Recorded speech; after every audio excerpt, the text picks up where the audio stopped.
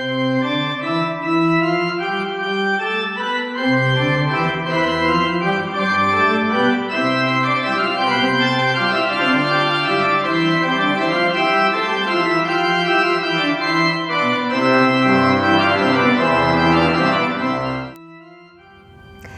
welcome to Local Fellowship. I'm Teri Stiles. No, I am not Pauline Bennett. She is too busy right now. We didn't want to bother her. And I'm talking with a very busy man, and it was a time to catch him, so I'm going to sit in for Pauline. So I hope you forgive me. She will be back. And I am today with A. Wayne Bennett, the pastor of Pathway Church in Oxford on Drainer Road. Thank you for joining us here today. I really appreciate you You're talking. Very welcome. I know you're a busy man, and we will get your history. But tell us about this church. It's such a lovely little church. It is. Well, I can tell you, the church began several years before this building. Mm-hmm. It was in a basement of some people by the name of Ed and Bunny Plummer over on Tanview. That's where it started. And that's sweet. And then they moved into the theater for a while. Then they moved, the Dominican sisters gave them space in one of their places. Mm-hmm. And then they rented a house from me when I was not a pastor. I was in real estate at the time. Mm-hmm. And they rented a little office there. In 1980, and 82, they bought this piece of property from the Dominican sisters, 5 acres, and they began to build this building. It took about a year, according to the records. I was not here, mm-hmm. but as I go through the records, I can see that. And even back then, which was, 30 years ago or so, mm-hmm. there was overruns. Just like there is today when somebody starts building something. Of course, surprise, So what surprise. started off to be $60,000 ended up to be over $100,000. So they really had several mortgages on the building for a long period of time. They had to remortgage it before they ever got occupancy. Oh my goodness. Then, at that time when I came here in 1991, so I've been here, almost 24 years. Yeah. This had a flat top, had a mansard roof on it. Sure. And dirt was piled up on all 3 sides, the front, this side here. And so people would say, well, it kind of looks like a coffin coming out of the ground. Others would say it looks like a rest stop along the highway. I don't know where you want me to start because I can tell you so much about it, but driving down by Cairo on 46, I believe it was, I saw a picture of a church that had a steeple on it, about this size. So I took the picture, and I had it blown up a little bit because it had a 12-12 pitch like we have now, and a bell tower. It didn't have all that. So I put the picture here and asked and pleaded with the congregation let's remodel this. Nice. And let's make it look like a church is supposed to look. According to people my age, that's the way church is supposed to look. Well, in any case, there were no funds available and they weren't too excited about it. So after I'd been here about 5 years, I decided I was old enough to retire. So they brought another pastor in that followed me, and I took off and visited around, got to go to St. Croix and different places, friends I had there. Enjoy your retirement. I did. Right. But when I came back about 3-4 months later, the pastor who had come to take over had a stroke. And he had changed all the meetings around. He only came in Sunday morning, no Wednesday night prayer meeting, no Sunday night. When I came back, he said, I've kept it alive for you, and you have to take over again. You had to resuscitate, but... That was probably 15 years ago. So I took over till they could get another pastor. Here you are. Well, I'm still here. In any case, after I came back, I put that picture back on the wall again. And I said, let's pray about it. Well, we still didn't have any funds, but the church was paid for almost. So we got money from Oxford Bank for material, but we didn't have builders. So I called around, tried to get builders from Tennessee and different places, because the Baptist situation is everywhere they got help. Right. Make a long story short, I couldn't get any, and finally I called here. It's called the Christian Michigan Builders in Lansing. They were associated with the Southern Baptist Convention. And he said, are you serious about wanting to build? And I said, yes. And he said, you got money? And I said, yes, for the materials. He said, I'll be out tomorrow. That's how quick it happened. He came, he looked at it, and he said, what do you want? And I said, I want a 12-12 pitch. I want vinyl siding, and we want all this dirt moved. And he said, how quick can you get the material here? And I said, how quick you want it? And he said, next week. You get the material here, you call me, we'll come. And they did. They came and they worked for a couple of weeks, remodeling everything, and all for free. So the cost was over $20,000, but the labor would have been that much too. And so Oxford Bank helped you with the cost of Oxford Bank gave us the money to remodel the church. And up until a couple of years ago, we still had a mortgage with Oxford Bank. Well, a good partnership that lasted many, many years. Yes, yes. It says a lot for the heart of the people of this church. I beg your pardon? It says a lot about the heart of the people of this church, that no matter what it looked like on the outside, they were still here. Oh, yeah. And the change of hands and the change of hours and types of worship, and they still here. And I want to talk about your congregation when we come back. Okay. We're going to take a little break. Sure. Don't go away.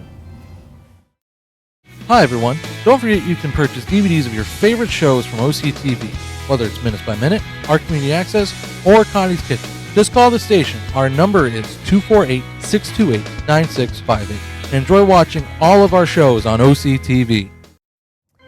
Don't go away, but first we're going to enjoy a few minutes of this beautiful church and look at what Pastor Wayne Bennett is talking about.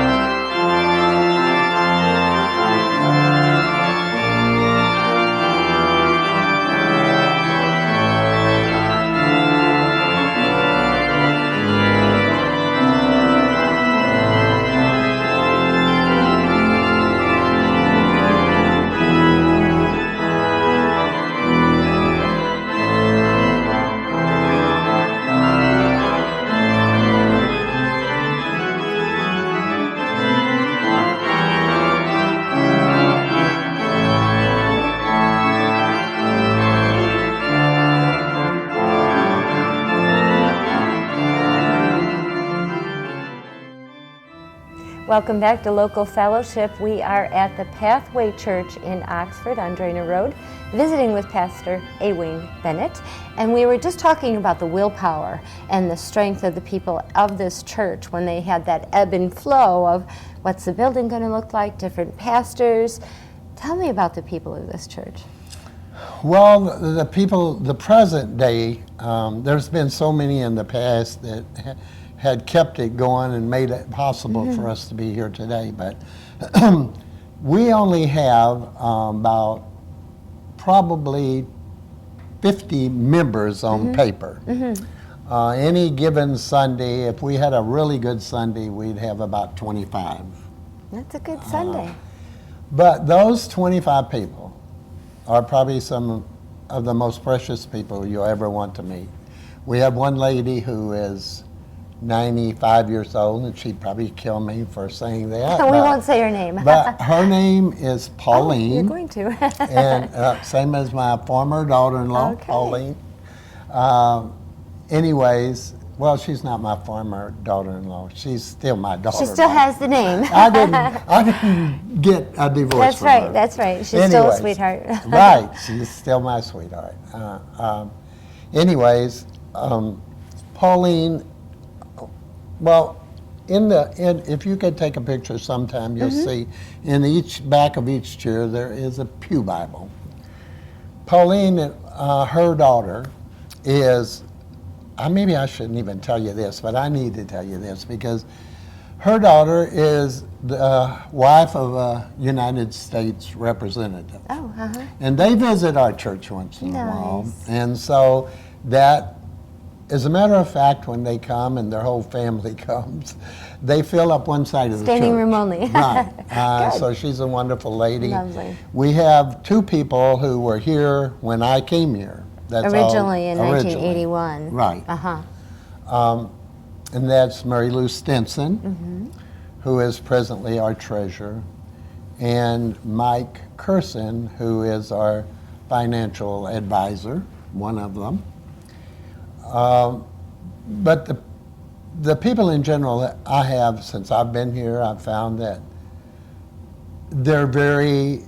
some of them are very good tithers.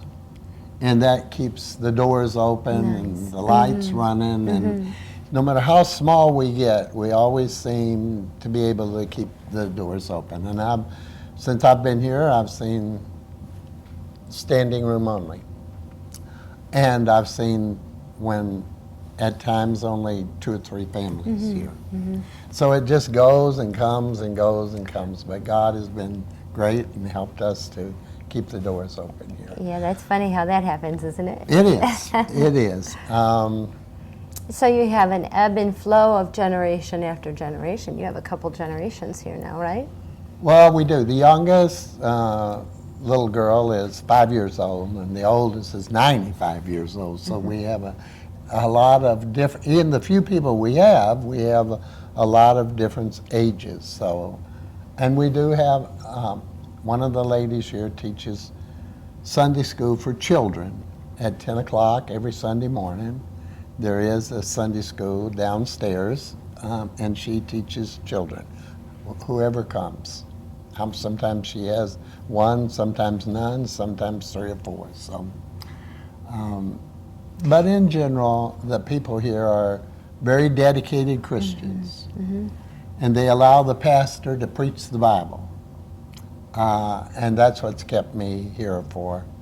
I've been able to preach the gospel of Jesus Christ, regardless of where it leads. They don't tie your hands No, together. they do not. They've always been very supportive of, if you want to preach the word, preach it. Whatever the consequences, wherever it falls, that's what we want you to do. Well, that's sometimes a good thing. If It creates a conversation within your congregation, no matter which way what you had to say falls, you are at least engaging, or they're engaged. And it's pretty much with everyone here. When we have business meetings and we take a vote, it's almost always unanimous. No matter what it is, it's You come to that conclusion. that everybody votes yes, yes, yes. If we have filled them out beforehand and talked it and laid it out properly, we've never had a big fuss at a business meeting at all. So what are some of the challenges that you see for your church in the future, in the near future or the expanded future, as far as financial is concerned, or even the amount of your congregation? Like you said, sometimes there's only 1 person, 2 persons in here. I haven't experienced that. I have to say, you were gracious enough to invite my husband and I in here. it was a full house. Yes. And And that- everybody here was so gracious. At times we have full house. So on Christmas Eve, we have a Christmas Eve service, and it's full. Nice. Other times we have fellowships, and we're going to have food afterwards, and Nice. it's full again. So do you have fundraisers or anything like that, events that you have in the community for community support? No, we have, we sort of believe that that we're required to support this church, its members. And support yourselves. So we do not have fundraisers, garage sales, or any pies or cakes or whatever. And God has blessed us and kept it financially stable. And we are at this point financially stable, so. But to get back to the people again, let's we talk have about them. different range, although the sign out there might say Baptist Church, we have people from all denominations attend here.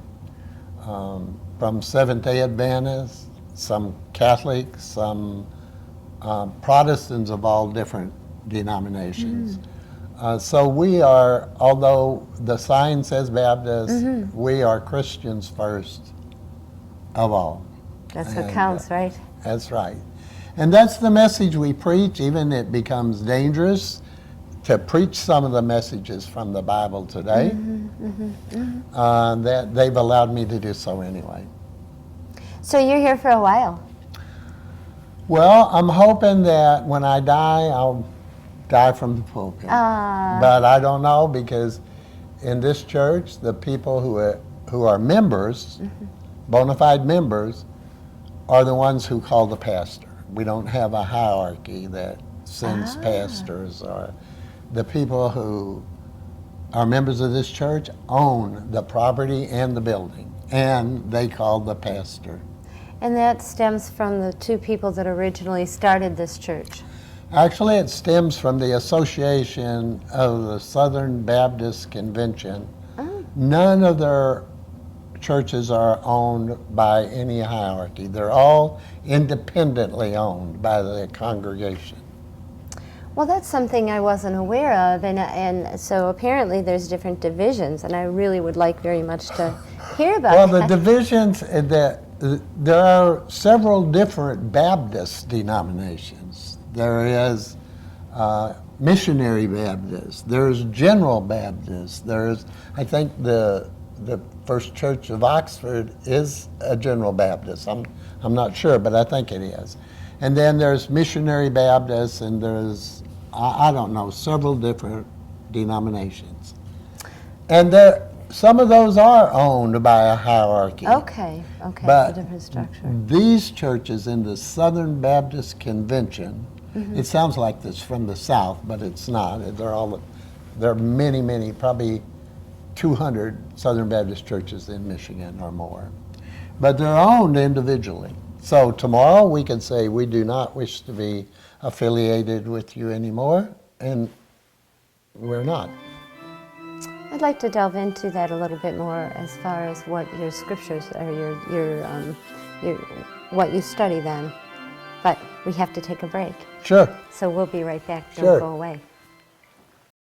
You're watching OCTV, Oxford Community Television, serving Oxford, Addison Township, and the village of Leonard. Welcome back to Local Fellowship. We are at the Pathway Church in Oxford on Drainer Road, and I'm with Pastor Bennett.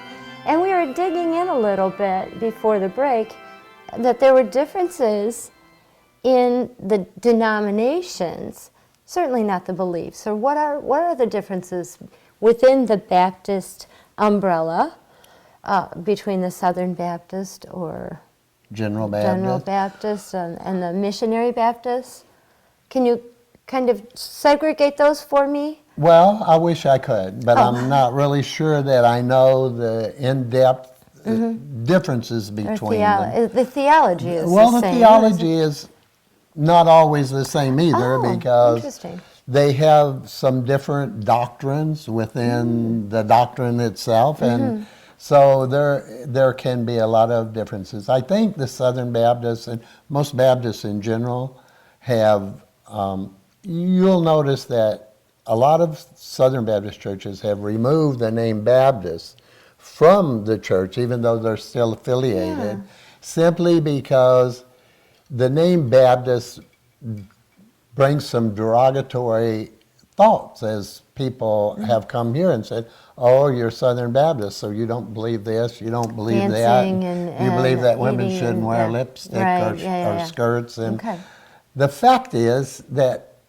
other than the virgin birth, the resurrection of the Lord Jesus Christ, then we don't have any things that we don't believe, you know, when they say, well, you don't believe in drinking beer.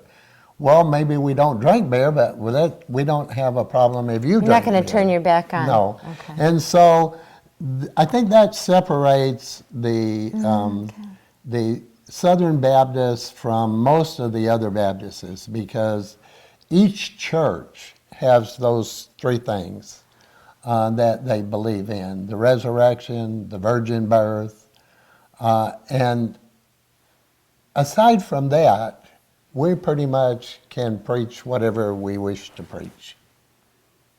And so when you said earlier that might not everybody might agree with what you have to say, that's what you're referring to? Well, no, what I'm saying is there are all kinds of, and I probably shouldn't get into this, but there are all kinds of things that same-sex marriages, homosexual, all those things are found in the Bible. And you come to a part where it says, this is an abomination to God. You won't hear that in most churches today. Right. But I'm allowed to preach the book, the Bible, as it is written. I don't have to, oh, we can't say this or we can't say that. Right. That's politically correct. Politically correct is, I think they would kick me out the door if I tried to be politically correct. Yes. Oh, no, even here. Yeah. They would. But, yeah, and so there are many things that are coming up that people, for instance, right to life. We just really believe that with all of our heart, that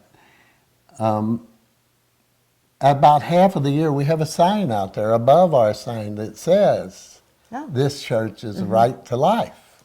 And so all those things that many churches have just been pushed aside and preach things that sound good to the ear and pat you on the back. Those things, I think these little churches like this, small, independent, can preach the gospel, preach the Bible better without being handcuffed by the congregation itself or some hierarchy. So having said, or speaking about handcuffing what you can or cannot say, and that your church is very accepting of your preaching, tell me your best moments in being a pastor. Well, the best moment, I suppose, happened when I first came here as a very enthusiastic, brand new pastor and baptized 15 people the first year I was here. I suppose that baptism, we had to go to another church because we didn't have a baptism. Well, we did have one here, but it was portable. But anyways, the first year, I was out knocking on doors, and you get really gung-ho. This is what I'm supposed to do. And so those were the first and best years. But now that I've come all this way to this point, these ending years are also a wonderful opportunity to witness for the Lord Jesus Christ, because I think at one time most people did. And even if they weren't Christians, they respected God and acknowledged Him. Today, it's different to me that we've lost the fear of the Holy God. Or the freedom. Well, fear Him anymore. I mean, and I'm talking about a holy fear of God, not sure. one that He's going to come cut your head off, Right. but one that you do want to do this because He dislikes it. He doesn't want you to. We don't even consider that too much as a society anymore. Well, you talked earlier about even taking prayer out of the municipalities. That's starting to come back now. Before meetings. It's not because the municipalities want it, generally speaking. It's because somebody, in our case, the voice of the people. in our case, and I'll have to move back to the city just a moment, and they allow me to do that too. Where you also sit on a council. Right, I do. For a city north of here. And it was not the government who said, we want this prayer. They denied it. There were 9 pastors there when I brought it up on the agenda, including the big fellow from the Catholic Church, Father Teri. And they were all there waiting, and they all stood up and said, we want this to be done here in this church. And it was denied. We met in the parking lot later, and we said, we don't need the city's permission to pray at these meetings. Ever since then, we've had prayer at them. One of the churches, and I won't name them, but maybe I will name them. It's the Church of God in Lapeer. And the pastor got up one morning and he said, I'll start my message as soon as I have 12 volunteers to go to the city and pray each month throughout the year. Oh, collectively or one person? One at a time? person each month. Wow. And then he went and sat down until he got 12 volunteers. That's one way. And to he do got it. them. And they've been there for 3 years now. And then it snowballed. Other churches Yeah, came other in as churches well? have come and Interesting. Yeah, And so how did the council deal with that? at first they were very Now, is this before the meeting is called to order? no. This After is the after meeting the is meeting called to is called order. to order. When the Interesting. mayor bangs the hammer down and says it's time for the public, And that's when. that's when someone stands up and Interesting. says, I came to pray. Wow. And there's no way you can Interesting. shut them down. It's Yeah, public it's- meeting. That's right. So it's a great time, and that can happen here in Oxford and Orion and everywhere else. People can pray at the meetings. And they are doing that, I know, that at the village council. I'm seeing that happen again. In the township at Lake Orion, they do that too. Okay. So, yeah. Well, anyways, I took up all that time telling you that story, but That's a great story. What has been your most challenging? In 1 minute or less, what's been your most challenging? The most challenging is the few young people that we have. How do we keep them in tune with God's ways and laws and In their language. in their language? Let me give you a real quick. Even if we run out, cut out something else and We put can this cut in. something. What do you call these signs on the bathroom? Unisex. And you see a man and a woman on the same door. Right. Well, one of our little 5-year-olds, she always says, can I help? Can I help? Can I read? Can I read? She always wants to help. I said, no wonder Jesus loves little kids. Yeah, They always want to right. help. One day, every day, when I dismiss, I usually walk while somebody's praying. I walk back to back to shake hands, and she gets up and comes with me because she wants to shake hands. One day, she looked at the unisex on the bathroom, and no, she didn't look at it. She just said, come with me. And she opened the first door, which is a dressing room, and I thought she left something in there. So I went in, and then she wanted me to go into the bathroom because she had to go to the bathroom. I said, I can't do that. And she said, why? And I said, because you're a girl and I'm a boy, and I can't go in that bathroom with you. She led me back outside and pointed at that unisex. It's for boys and girls. You have to be really careful about Yeah, you really do. because that little girl believed it was perfectly okay. Yeah. So I went and cut the bottom part of that off, and now it just says restroom. I'm not going to teach you. And with that, I love your stories, and I love talking to you. And anyone in this community should come by here and say hello and just soak in the atmosphere of this lovely lovely Oxford-built church.